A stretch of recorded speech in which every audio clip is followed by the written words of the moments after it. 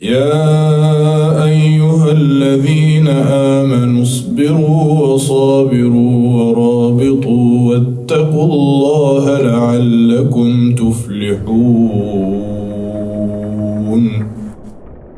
بسم الله الرحمن الرحيم وصلى الله على سيدنا محمد وعلى آله وأصحابه ومن اقتفى آثارهم إلى يوم الدين. Alors, bienvenue dans notre cours sur Ma la yasa'ul muslima jahluh, ce que le musulman ne peut pas ignorer. Et donc, nous allons parler cette fois-ci de certains principes de fiqh, usul al-fiqh, les fondements du droit, qui sont des principes et des fondements que les savants ont formulés et élaborés dans le but d'extraire de la manière la plus juste les lois venant du Coran et de la Sunna du prophète alayhi salatu wassalam. Nous avons mentionné certains de manière très succincte lors de l'introduction, certains principes sur lesquels ont divergé des savants comme Malik et Shafi'i. Alors, la première des choses, c'est que quand on parle de fiqh, généralement, on parle des lois qui encadrent les actions des serviteurs de Dieu. C'est un terme qui est tiré du Coran, liyatafaqahu fi ddin, afin qu'ils recherchent la compréhension de la religion. Généralement, les savants divisent les jugements sur les actions des serviteurs en 5 catégories. La première catégorie, ce sont les obligations. Les obligations, ce sont les actes que celui qui accomplit, Dieu le récompense. Et celui qui ne les accomplit pas s'expose de manière nécessaire ou potentielle à la punition divine. Pour les actes interdits, il s'agit d'actes dont il est obligatoire de s'abstenir. C'est-à-dire que si la personne les commet, il franchit les interdits de Dieu, alors il s'expose de manière nécessaire ou potentielle à la punition divine.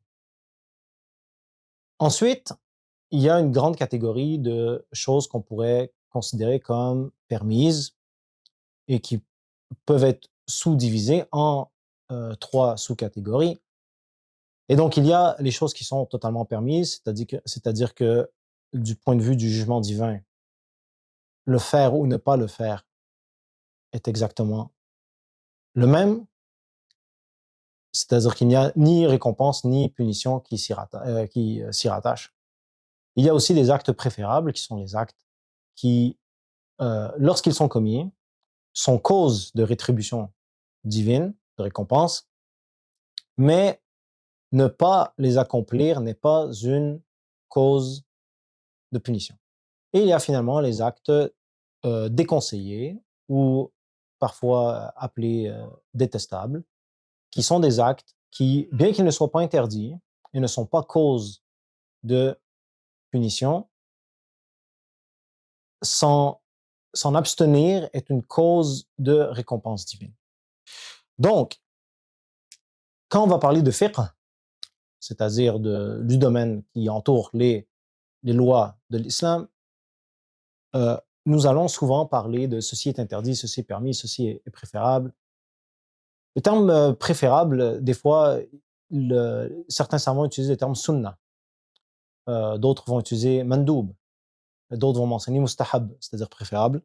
Ce sont généralement des synonymes où ils sont utilisés de manière interchangeable.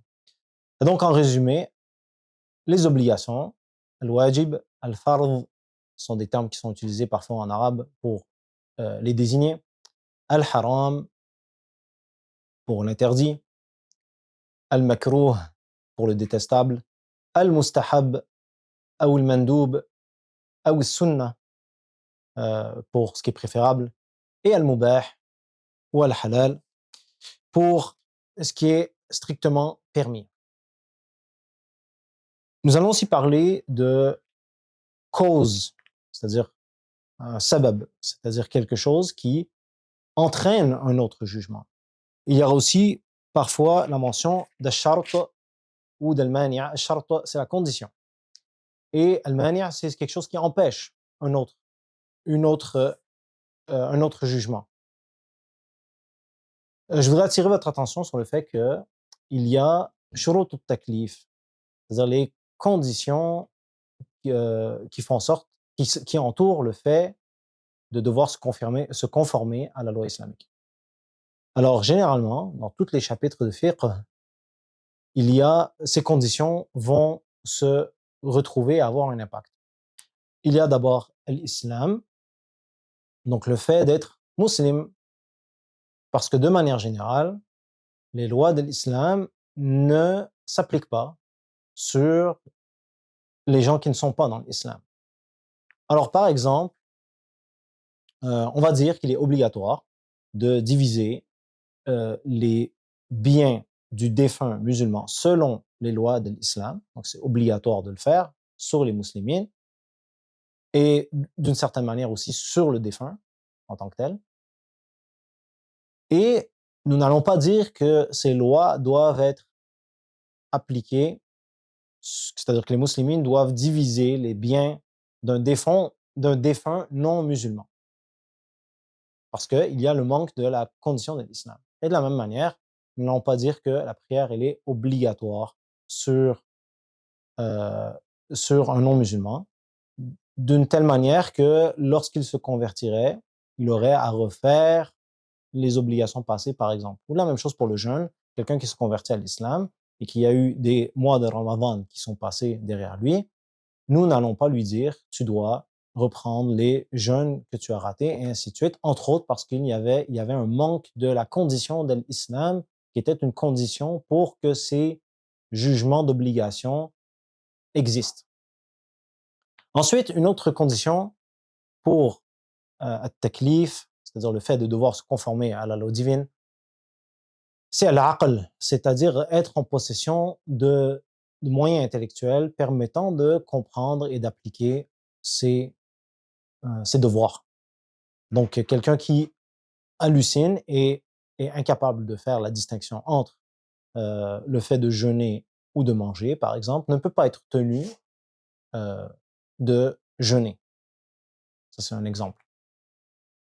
Il y a aussi al-boulough. De manière générale, le devoir de se conformer à la loi divine vient avec une certaine maturité, il vient avec la puberté, pour être plus précis. La puberté, bon, il y a différents critères qui ont été proposés par les savants, mais de manière générale, ça tourne autour du fait d'être capable de se reproduire. Et aussi, de manière générale, il faut une capacité à accomplir les obligations pour que l'obligation tienne. Donc, par exemple, on ne dira pas que, c'est-à-dire on va dire de manière générale que se tenir debout durant la prière est obligatoire, mais si une personne n'est pas capable de se tenir debout, alors cette obligation pourrait tomber.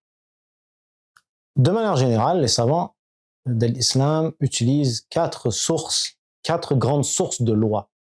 La première est Al-Qur'an. Donc, Al-Qur'an, c'est un discours qui se conforme au mushaf, c'est-à-dire la copie écrite que les musulmans acceptent tous, qui est rapportée de manière authentique et aussi qui est correcte du point de vue de la langue arabe. Donc, ce qui correspond à ces trois conditions, c'est Al-Qur'an. Al-Qur'an a été révélé en 7 ahruf, 7 lettres. Donc, il y a une certaine variété qui a été enseignée par le prophète Mohammed alayhi salatu wassalam. Et aujourd'hui, la très grande majorité des musulmans aujourd'hui récitent le Coran selon 3 récitations, celle de Nafi' al-Madani, Asim al-Koufi et Abi Amr al-Basri. Et il y a jusqu'à 10 qira'at authentiques qui viennent de cette variété qui a été révélée au prophète Mohammed alayhi salatu wassalam, c'est-à-dire les 7 ahruf, les 7 lettres révélées. Alors, important de savoir quand même qu'il y a des différences dans la manière de réciter le Coran Entre autres, parce que d'une part, il y a parfois un impact sur, sur les lois qui sont extraites du Coran à cause de la différence de récitation. Donc, d'une part, ça peut avoir un impact sur une discussion fiqhiyya. Et d'autre part, il est possible que, puisqu'il y a différentes manières de réciter, il est possible que quelqu'un rentre dans une mosquée et entende une manière de réciter qui lui est étrangère. Et ce n'est pas parce qu'elle lui est étrangère que qu'elle est erronée.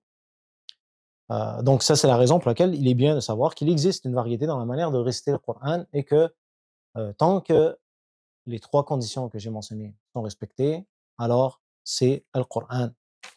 Dans le Coran, il y a ayat ou muhkamat wa ukhar mutashabihat qu'on pourrait expliquer comme le muhkam. Le muhkamat, ce sont les passages qui sont absolument explicites. Et il y a al-mutashabihat qui sont des passages qui sont sujets à certaines interprétations. Et la deuxième source de loi, la deuxième grande source de loi, c'est la sunna du prophète alayhi salatu wassalam, sunnatu rasulillah alayhi salatu wassalam. Et la sunna, elle est entre autres une explication et un développement sur le Coran.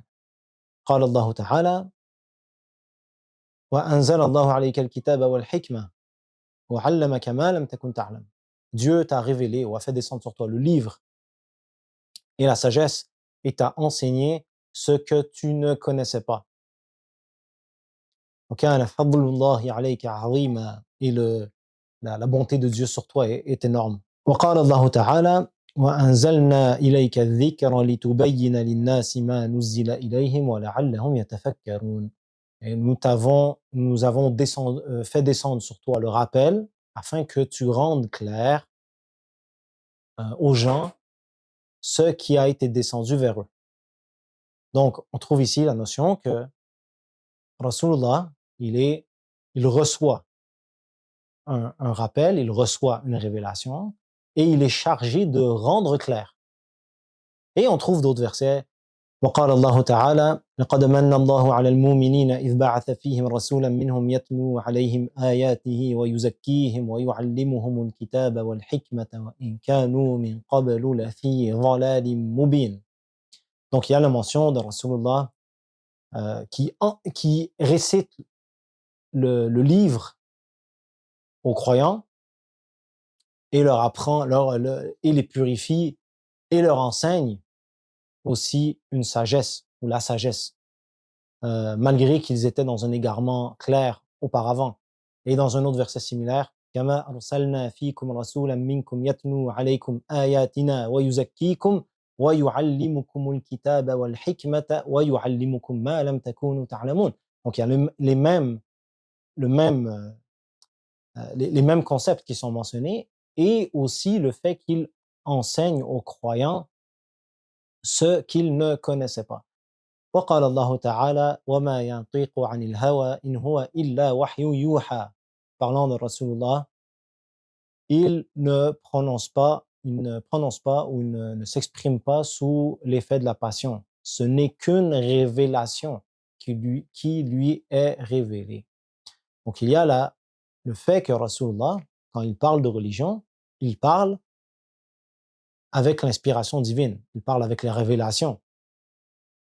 Et définitivement, Rasulullah parlait de religion avec parfois mentionnait certains concepts qui ne se trouvaient pas de manière explicite dans le Coran. Donc c'est ça la sunna, en fait, en réalité. C'est une forme de wahi, mais qui n'a pas la même composition que le Coran. Et la sunna, elle est rapportée par l'amal, la pratique de la communauté. Donc il y a une partie de la pratique de la communauté qui est une tradition ininterrompue dans l'action des musulmans depuis l'époque de Rasulullah, alayhi salatu wassalam. On trouve aussi l'ijma', le consensus, qui va contenir parfois qui est une manière de transmettre ce qui est à la base une sunna du prophète, c'est-à-dire quelque chose que le prophète a mis comme norme pour la communauté. Et on a aussi la transmission par hadith, c'est-à-dire transmission orale, l'information qui est transmise. Donc l'importance de la sunna comme source de législation nécessaire, ça ne fait pas de débat au sein des musulmans. Et en fait, même chez les autres groupes non sunnites, il y a ce concept-là. Et je vais me limiter ici dans cette introduction à la parole de Shawkani. وَالْحَاصِلُ أَنَّ ثُبُوتَ حُجِّيَّةِ السُّنَّةِ واستقلالها بتشريع الأحكام ضرورية دينية لا يخالف في ذلك إلا من لا حظ له في دين الإسلام. Donc il dit que le fait que la sunna est une preuve dans la religion et qu'elle est une source indépendante de législation, c'est une chose tellement nécessairement connue que essentiellement il n'y a qu'un individu qui n'a aucune place dans l'islam qui pourrait remettre ou rejeter cela. As-Sunnah contient des propos du prophète Mohammed alayhi salatu wassalam, ainsi que certaines de ses actions qui sont normatives, c'est-à-dire qui sont de nature à servir de normes, et aussi tout ce qu'il a approuvé, tout ce qu'il a religieusement approuvé. Donc As-Sunnah, elle est aussi, comme je l'avais mentionné, elle est rapportée entre autres dans des hadiths. Le pluriel c'est ahadith, des narrations. Donc on va parler rapidement des narrations. De manière générale, donc il y a des narrations qui sont fausses, il y a des narrations qui sont vraies, il y en a qui sont faibles, il y en a qui sont fortes, il y en a qui sont authentiques, il y en a qui ne sont pas authentiques. Et c'est un spectrum. Et de manière générale, pour qu'un hadith soit considéré comme sahih, c'est-à-dire authentique, de manière générale, sans rentrer dans les détails et les débats qui entourent certains de ces détails, une narration est considérée comme authentique si elle se conforme à 5 critères. Le premier est que les narrateurs qui rapportent cette narration soient fiables. Le deuxième critère est que ces narrateurs soient véridiques. Donc, c'est-à-dire qu'ils transmettent, fiable veut dire qu'ils transmettent de manière précise. Véridique est qu'ils transmettent l'information sans l'altérer par mensonge. Il faut aussi que les narrateurs qui transmettent l'un de l'autre se soient rencontrés et aient vraiment pris l'un de l'autre. Il n'y a pas d'interruption. Parce que s'il y a une interruption, ça veut dire qu'il y a une source inconnue. Une source inconnue ne peut pas être qualifiée de fiable ou de véridique puisqu'elle est inconnue. Et finalement, il y a le fait que la narration ne doit pas s'opposer à quelque chose qui est établi de manière plus sûre, d'une part, et aussi que la narration ne soit pas rapportée de manière à contredire ce que d'autres sources d'informations plus fiables rapportent. Donc ça, c'est la cinquième condition. Alors, évidemment, certaines narrations, les accepter ou les rejeter est une question de ijtihad. Donc, ça va dépendre de l'analyse ou ça va être soumis à l'analyse de certains savants. Certains hadiths sont authentiques et certains savants vont conclure que le contenu du hadith amène la certitude. C'est-à-dire, il est certain de l'information qui a été transmise. Il est certain qu'elle est vraie, qu'elle représente la réalité. Et certaines autres narrations vont être considérées comme authentiques, mais ne seront pas nécessairement considérées comme absolument certaines. C'est-à-dire qu'il pourrait quand même y avoir techniquement une erreur d'un narrateur ou une quelconque altération de l'information lors du processus de transmission. Les références les plus importantes en termes de hadith, ce sont as-sahihan, c'est-à-dire le sahih de Al-Bukhari, Al-Jami' al-Sahih de Al-Bukhari et Al-Jami' al-Sahih de l'imam Muslim. Alors, contrairement à ce que certains pensent, ces deux livres, bien qu'ils aient été écrits, composés au IIIe siècle, ces livres-là ne sont pas les seules sources des narrations qui s'y trouvent. Donc, par exemple, dans Sahih al-Bukhari et Sahih Muslim, il va y avoir énormément des narrations de l'imam Malik. Ces narrations de l'imam Malik se trouvent aussi dans Al-Muwatta que Malik a composé et dans les livres de Shafi'i, qui sont des livres de fiqh, surtout des livres de fiqh. On va trouver aussi ces narrations dans les Sunan de Nasa'i et dans les Sunan de Abi Daoud. Et la même chose, on va trouver des narrations. Donc là, en fait, ce qu'il faut comprendre, c'est que la vaste majorité des narrations qui se trouvent dans les Sahihain, dans le Sahih al-Bukhari et Sahih Muslim, se trouvent dans les autres livres de référence. Donc dans les Sunan de Nasa'i, de Abi Daoud, le Jami' de Tirmidhi, et donc ces trois derniers, avec les Sahihain, ils forment les 5 livres. Celui qui a les narrations qui se trouvent dans les 5 livres, il a à peu près couvert tout ce qui pourrait être authentique. Et déjà, ça c'est très important à savoir, la vaste majorité des hadiths authentiques se trouvent dans les Sahihain. Et comme on l'a dit, et je le répète, ces hadiths-là, la vaste majorité de ces narrations-là, ou la quasi-totalité en réalité, vont se trouver dans d'autres livres de hadith.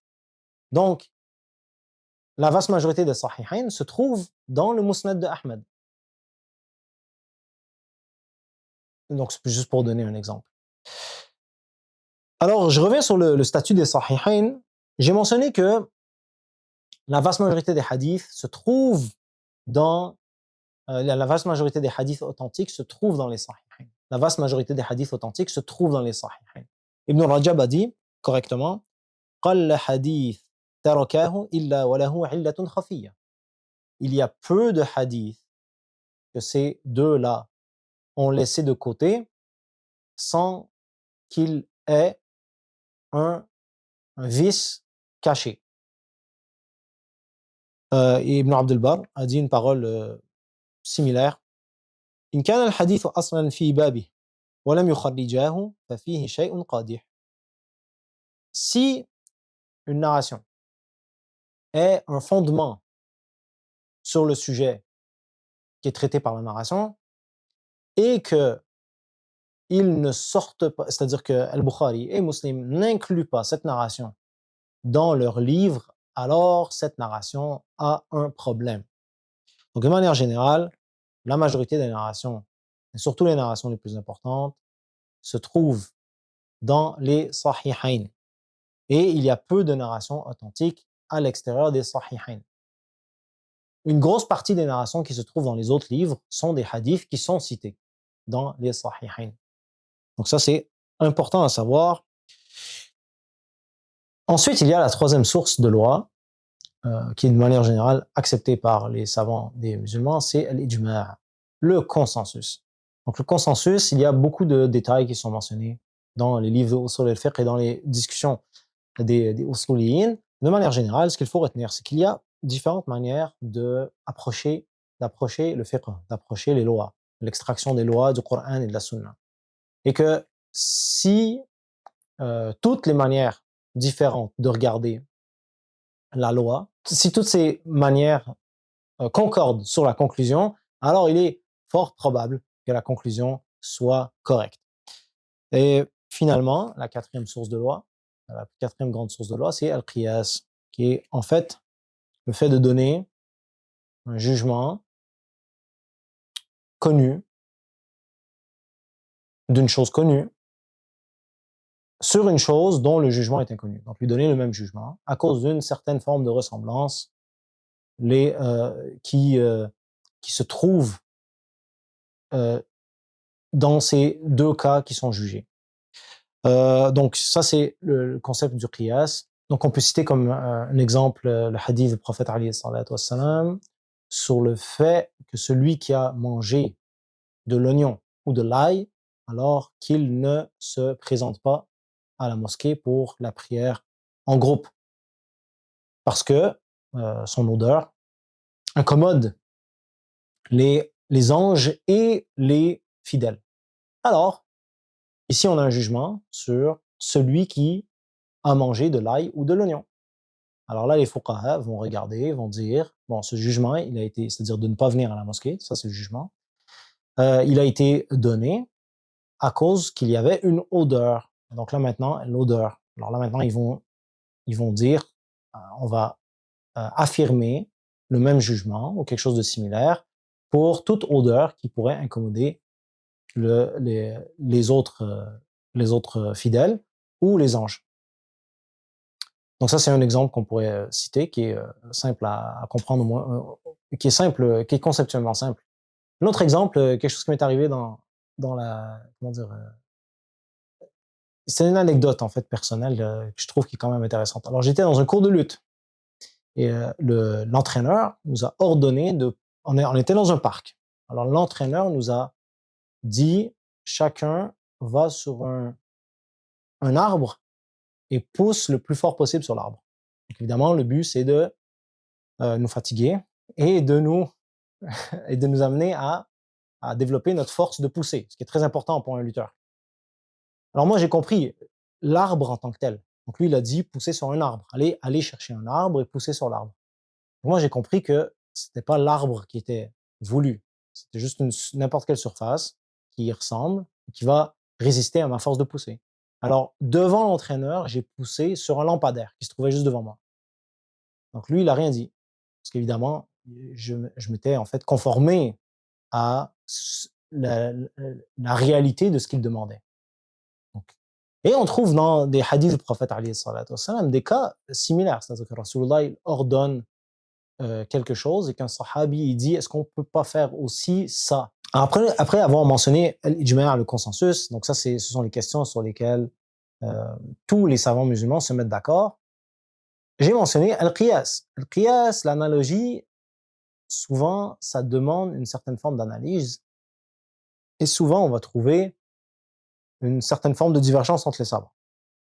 Et après al-qiyas, les savants ont beaucoup divergé sur les manières de faire des inférences sur la loi. Et ces divergences-là, en fait, ne sont pas nécessairement condamnables. Elles ne sont pas nécessairement condamnables. En fait, on trouve dans les Sahihain le hadith de Juwayriya, an Nafi', an Ibn Umar.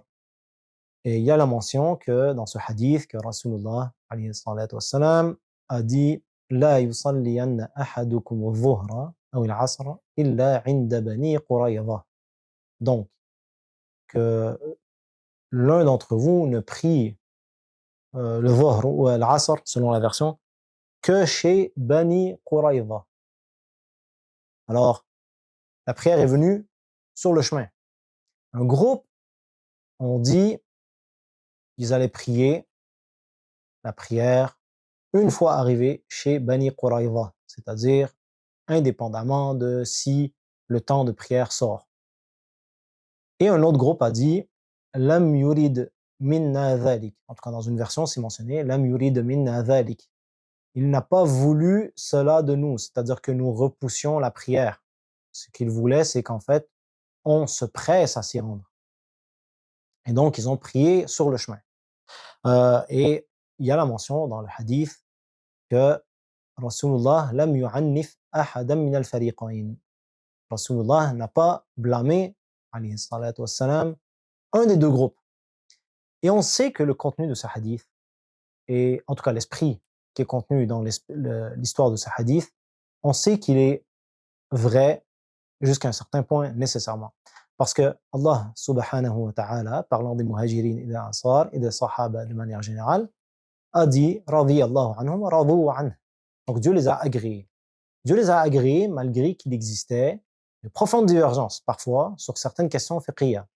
Et beaucoup de ces divergences, en fait, ce sont les bases réelles des divergences qu'on trouve entre les madhahib plus tard.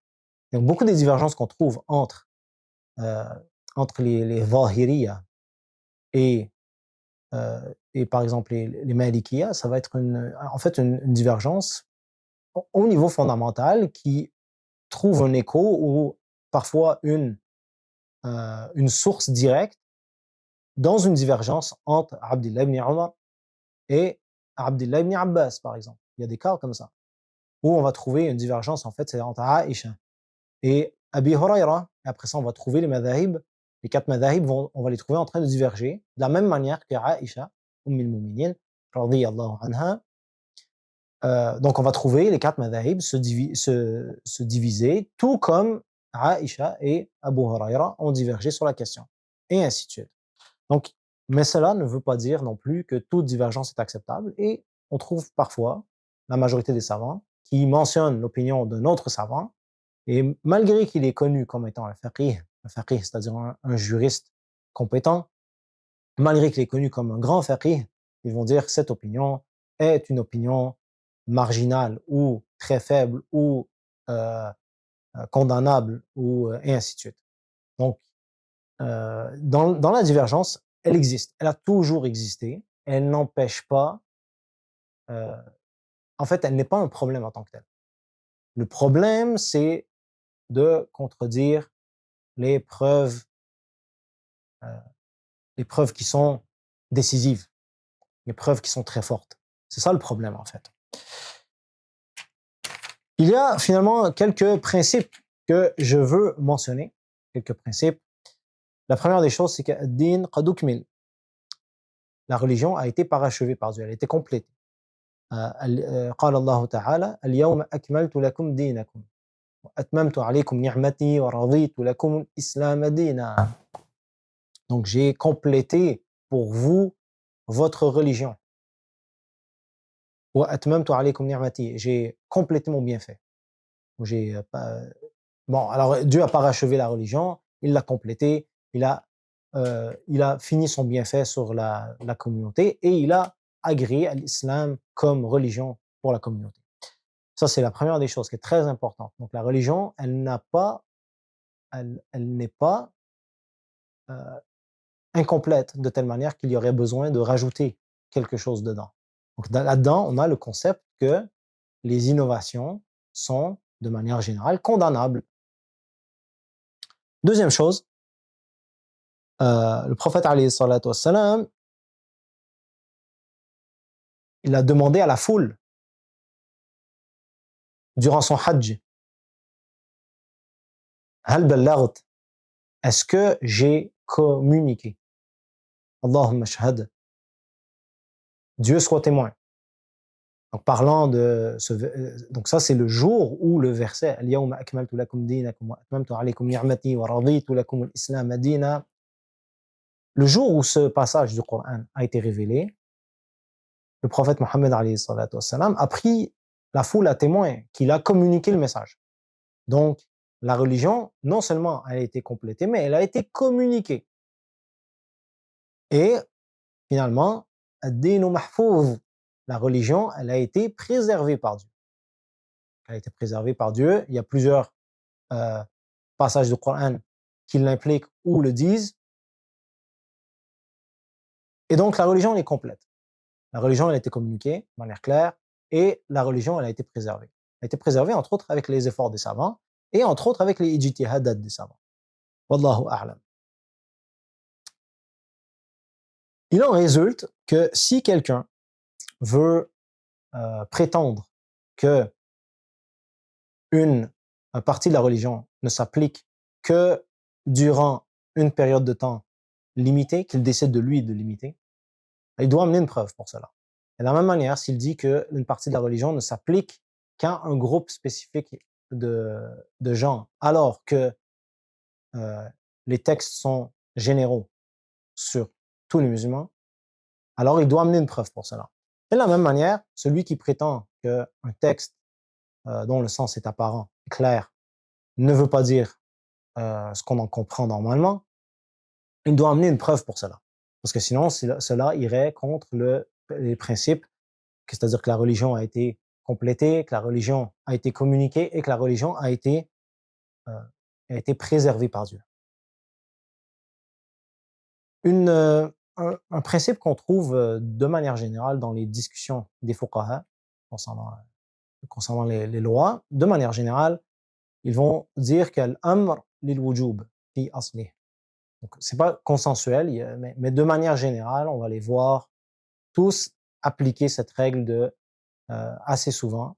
C'est-à-dire que quand un ordre parvient venant du prophète alayhi salatu wassalam, donc un impératif, ou dans le Coran, alors cela doit être considéré comme une obligation jusqu'à ce qu'il y ait un argument ou une preuve qui, euh, qui fait en sorte qu'on peut comprendre cet ordre comme autre chose qu'une obligation. Et la même chose, si une interdiction nous parvient, alors nahi, l'interdiction, sera généralement considérée comme une interdiction formelle, c'est-à-dire quelque chose qui est haram.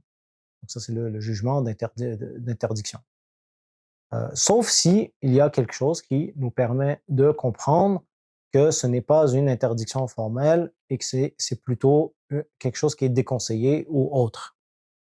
Parmi les arguments qui sont cités pour le principe que je viens de mentionner, c'est-à-dire que l'ordre va être généralement considéré comme une obligation et l'interdiction ou un nahi va être considéré comme une interdiction formelle, haram, c'est le verset, le passage du Coran. فَلْيَحْذَرِ الَّذِينَ يُخَالِفُونَ عَنْ أَمْرِهِ أَنْ تُصِيبَهُمْ فِتْنَةٌ أَوْ يُصِيبَهُمْ عَذَابٌ أَلِيمٌ. Que prennent garde ceux qui s'opposent à son ordre, qu'une fitna, c'est-à-dire qu'un test, qu'une épreuve les atteigne ou qu'un châtiment douloureux les atteigne. Et aussi le hadith du prophète مَا نَهَيْتُكُمْ عَنْهُ فَاجْتَنِبُوهُ وَمَا أَمَرْتُكُمْ بِهِ فَاتُوا مِنْهُ مَا اسْتَطَعْتُمْ. Donc c'est un hadith avec plusieurs chaînes de narration jusqu'à Abi Huraira. L'imam Malik l'a rapporté et le hadith se trouve dans les Sahihain. مَا نَهَيْتُكُمْ عَنْهُ فَاجْتَنِبُوهُ وَمَا أَمَرْتُكُمْ بِهِ فَاتُوا مِنْهُ مَا اسْتَطَعْتُمْ. Ce que je vous interdis, alors évitez-le. فَاجْتَنِبُوهُ, c'est-à-dire mettez-le de côté complètement. C'est un terme qui a été utilisé dans le Coran pour la chose la plus haram. فَاجْتَنِبُوا الرِّجْسَ مِنَ الْأَوْثَانِ فَاجْتَنِبُوا الرِّجْسَ مِنَ الْأَوْثَانِ. Évitez la souillure des idoles. وَاجْتَنِبُوا قَوْلَ الزُّورِ. Et évitez la parole fausse. Évitez la souillure des idoles. Donc, مَا نَهَيْتُكُمْ عَنْهُ فَاجْتَنِبُوهُ. Ce que je vous interdis, évitez-le complètement. وَمَا أَمَرْتُكُمْ بِهِ فَاتُوا مِنْهُ مَا اسْتَطَعْتُمْ. Ce que je vous ordonne, alors faites-en ce que vous pouvez.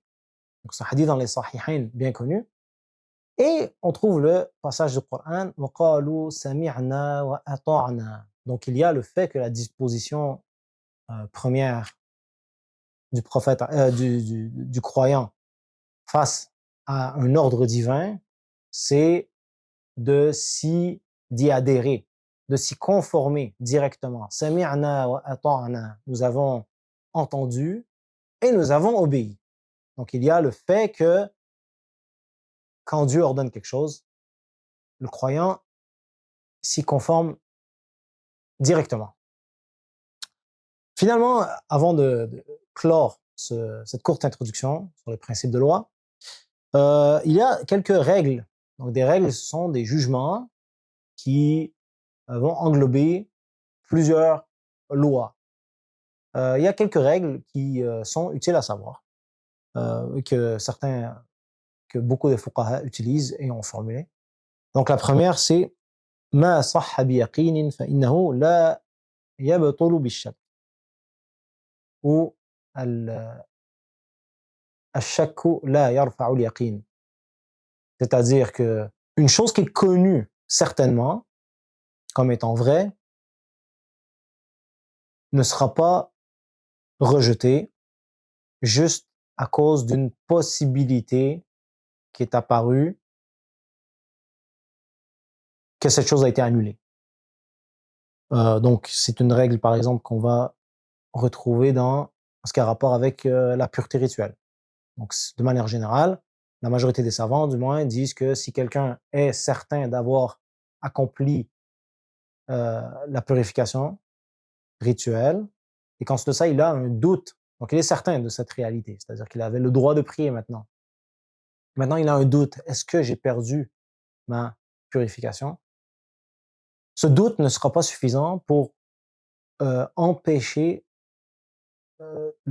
pour l'empêcher de prier.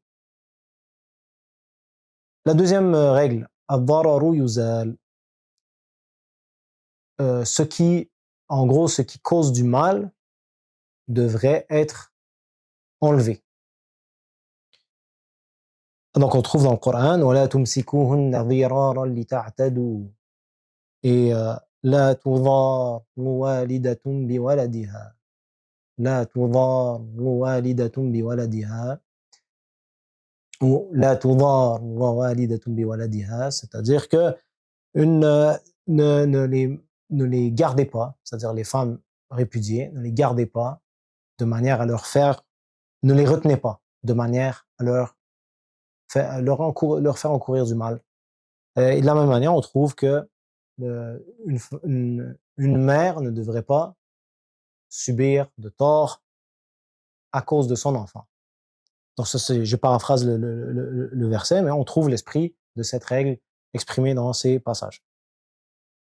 La troisième règle, c'est al-mashaqqatu tajlibu at-taysir.